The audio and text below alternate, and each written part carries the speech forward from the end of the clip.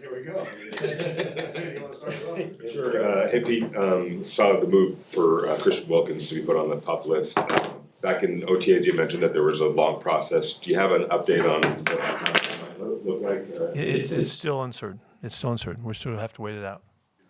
In terms of the health of the team, is he the only player that you expect to be on that list? Yes. What's the latest with him? He should be ready to go. We're going to look after him, make sure that we do it right and breaking him in, but he's ready to go. What are your expectations as you guys get ready to start practices for training camp tomorrow? What are my expectations? Well, we want to make sure and pick up where we left off. And so we're going to go back and make sure that we capture all of the installation that we did and the kind of the mode that we are in and the mentality that we're in, and then move from there. I don't want to take any steps back, in that regard. So we'll go back to what we installed. And then my expectations are about as high as they can get. There's no limit. We're going for it. We're going to see how far we can take our club, and we're going to do it one step at a time. We're just going to see how good we can be. And that's going to be, all phases, put this team together in a really balanced fashion where we have what we can count on both sides of the football and in the kicking game, and then play to our strengths. And there's a lot of information we have to gather still. We haven't been in pads at all, so the game hasn't even begun yet. So that's why camp is so crucial, and particularly in a first-time camp. You got to find out a lot of information about our guys.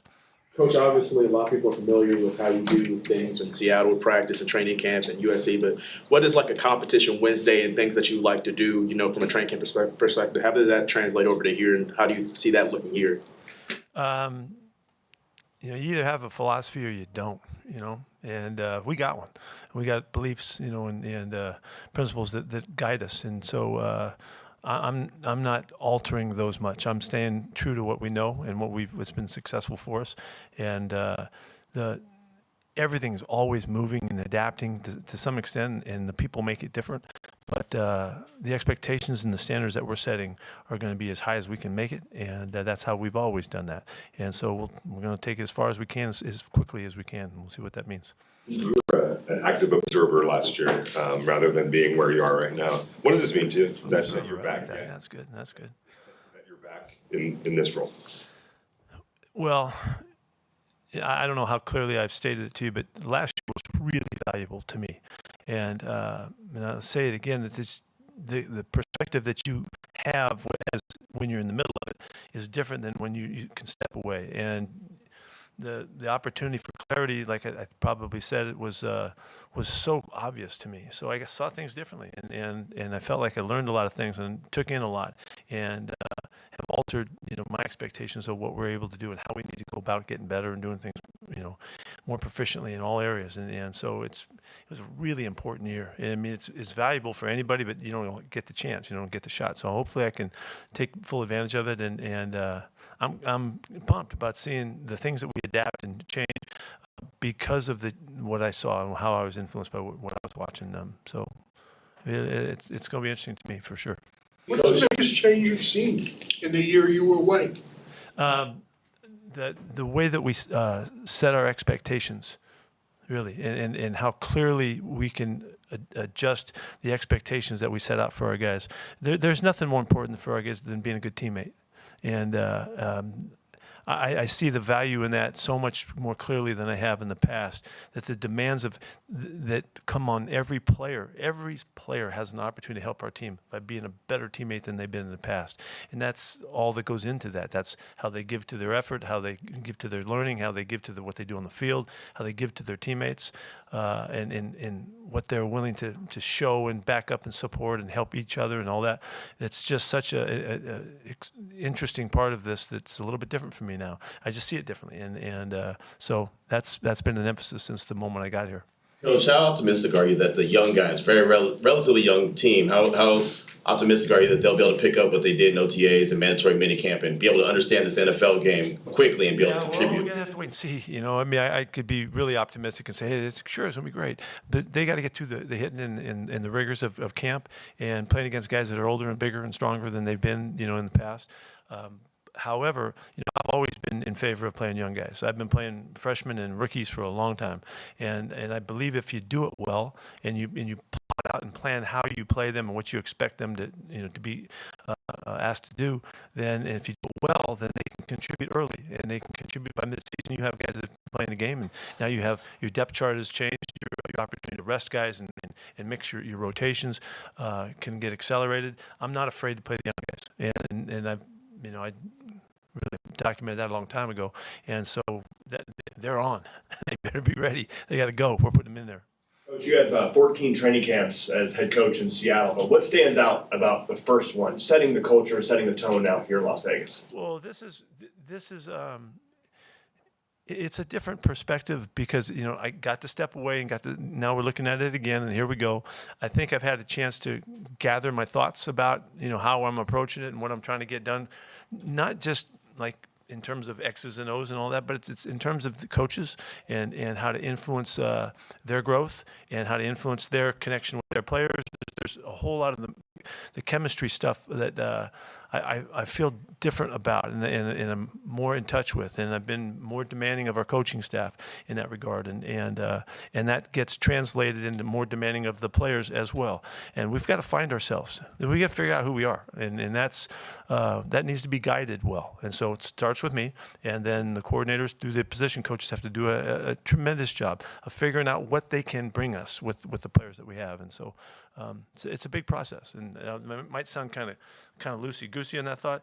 This is specific science to me, man. This is working and figuring out who these players are, what they're all about, what they bring, what they're willing, how far they're willing to go, and can we translate who they are as they learn our stuff and make it come to life. So it's a fascinating process. It really is. I'm really pumped about getting in the middle of it now. We know competition is kind of the theme that you've preached all throughout this. But as we start this camp, is there a position group or some area you're looking at that, I'm really excited to see how this shapes out this camp? I don't have like more excitement for one than the other. I mean, I'm jacked about the whole thing, to tell you the truth. But we have to gain a lot of information about our guys up front on defense. For sure. We've got to make sure that the offense comes together with what Gino's really equipped to do. We've got to find out about Ashton, see where he fits in, find out about D. Thornton and Jack, and see where those guys can contribute. And on the defensive side, there's a lot of new guys. And I'm really impressed with what Landon Roberts has brought us in terms of leadership and kind of guidance and mentality and all of that. And so we're kind of feeding off of him a little bit.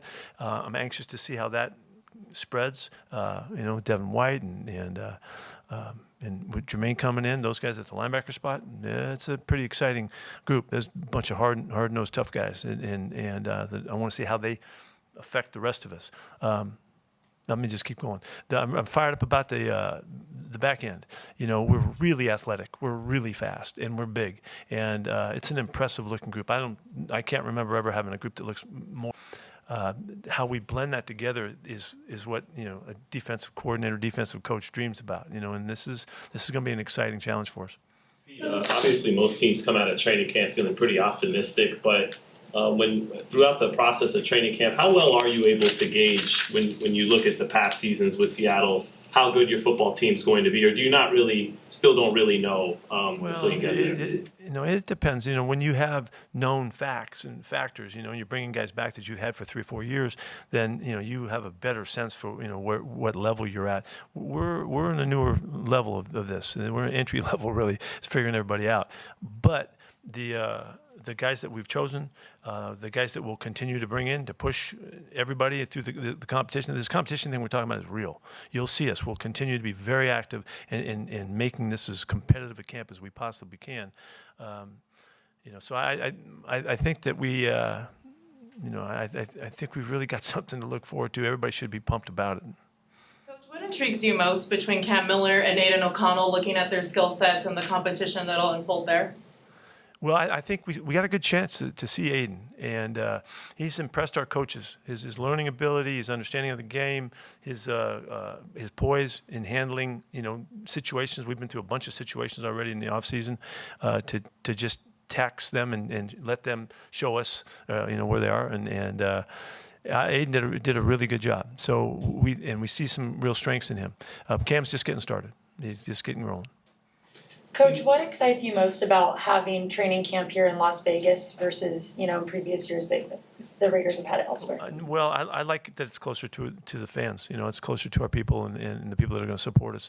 It makes it more accessible. We're going to make camp as accessible as we can to our people that want to come see us, and so the invitation is out there. For what we can accommodate, but I just think it's important for us this first year to be connected as much as possible to this, our fans that live here. So we'll see if we can make a nice relationship with that. Coach, you mentioned the team picking up where they left off, and the last time we saw you guys, there was the inflatable ball, the wrestling, and then a shirtless coach. It's just such a high energy. Why is it important to you and the staff to keep that energy cranked up and keep things fun? Well, I don't know about the shirtless coach part of it. I ventured into that a few years ago. I don't think I'm revisiting that, but it's crucial for us to just take the next step together in the mode that we're in. We're building a whole mentality here, and our expectations, like I said before, are really high. That the guys are all in, and they're tapping in every day to the work that we're doing. That means that when they step on that practice field, they're going to give us everything they got every step of the way until they're off the practice field. Then break time begins, and that's a discipline. That's a mentality, and that comes supported through culture. And so we have to make sure that the messaging's clear. Messages aren't changing. They're not getting to get a bunch of new stuff today in my 1 o'clock meeting. They're going to get what we believe in and who we are and what we're all about, and what the expectations are to live up to that.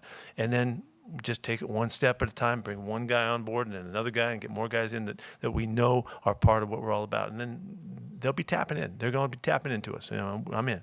And that's part of this process, and this isn't easy. It ain't easy what we're asking them to do, because it's not like they can go through practice. They're in good enough shape. They can run up and down the field and all that kind of stuff. That's not what's crucial. What's crucial is how much they really buy in, and how big a part of this team they're willing to be, and what they'll do to prove that. That's what being a great teammate's all about. You had mentioned that your parting message to the players after minicamp was to use the time wisely in that break and report in as good a shape as possible. What were your impressions of how the players? No, they came back roaring. We just finished the conditioning test. They look great. Yeah, so guys have really worked out hard to get back to this, and that's the first indication that you get that everybody's mindful and they're aware of what's happening, what's coming.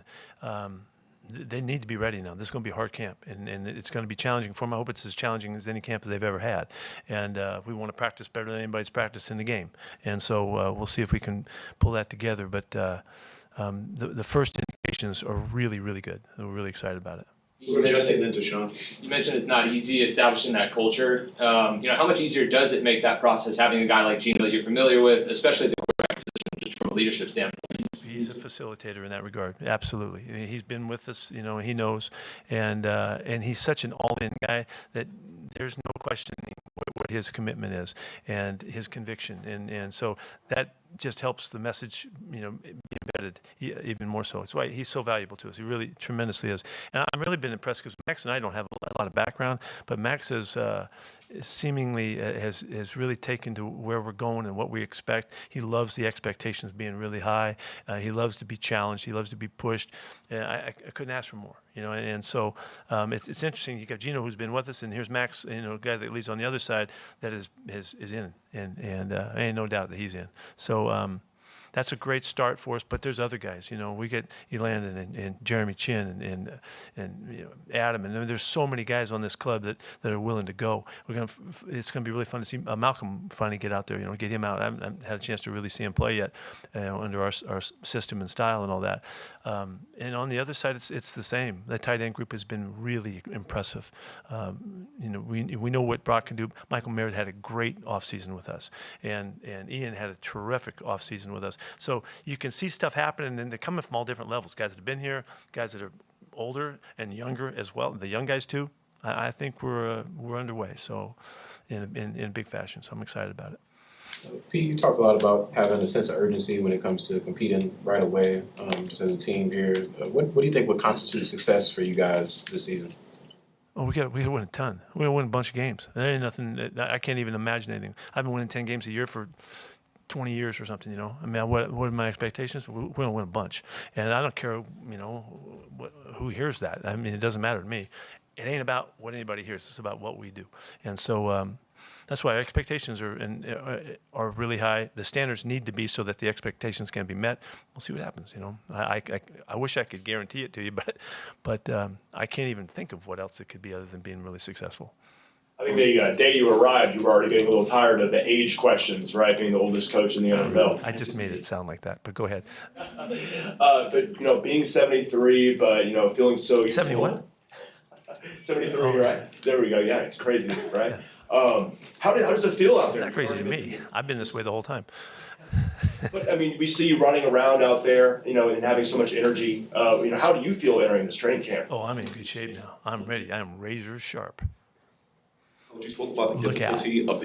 difficulty of the process, whether for you or for the players. What do you think the biggest difficulty will be coming up? It's really the guys being willing to expose themselves to who they are, figuring themselves out so they can figure out how much they have to offer us. That's the big challenge. We're in a self-discovery mode a little bit here. We're going to try to elevate guys' expectations for themselves and then hold them to it. We may see them more capable than they see themselves. And it could be the other way as well. We need to figure that out, balance that out, and then try to really come together to maximize what guys bring to our club. All this talk about age, did you see Pacquiao fight over the weekend? Well, that wasn't that much. That was just a little bit. But did you see Pacquiao fight over the weekend? No, I didn't see that one. Oh, Sorry. A lot of people doubting his age, and he did well. So We knocked him flat. How was your break? Whoa, we got one more. Go How was ahead. your break? Oh, break fit just right. Hey, Pete, what did you see out of Darian Porter during OTAs and minicamp, and kind of what are you looking for him as far as a development as you guys proceed to training camp? He met expectations for what we had hoped we would see. He's got tremendous speed. He's got a natural sense about him as an athlete. He was a receiver, and you could see that he's got receiving skills. We really dug in right from the beginning, technique-wise, the way that we play our guys. We're very, very specific about how we coach our corners, and he fits the mold what we're looking for. So, but that's all he could show at that point. We couldn't compete for a ball, under the OTA rules. So until we get out of till day 5, we're kind of in that mode still. So. He'll have his opportunity to show. He's going to get a lot of work. We're going to try to wear him out, and so that he gains as much as he can as fast as he can. He's wide open. He's clear. He accepts the information. He communicates really well. I mean, there's no issues there. So I think the sky's the limit for him. Coach, you talked about expectations a few times. How would you summarize what the standard is around here under you? As high as he can get. I hope it's as high as he can get. I'm expecting these guys to be freaking great every day. Coaches every day. Pete jacked every day, and that's the way we're going to go about it, and to maximize the opportunity that each day brings us. And if we do that really well, then we start stacking days, and before you know it, it's mock game, and then here we're going to the first preseason game, and away we go.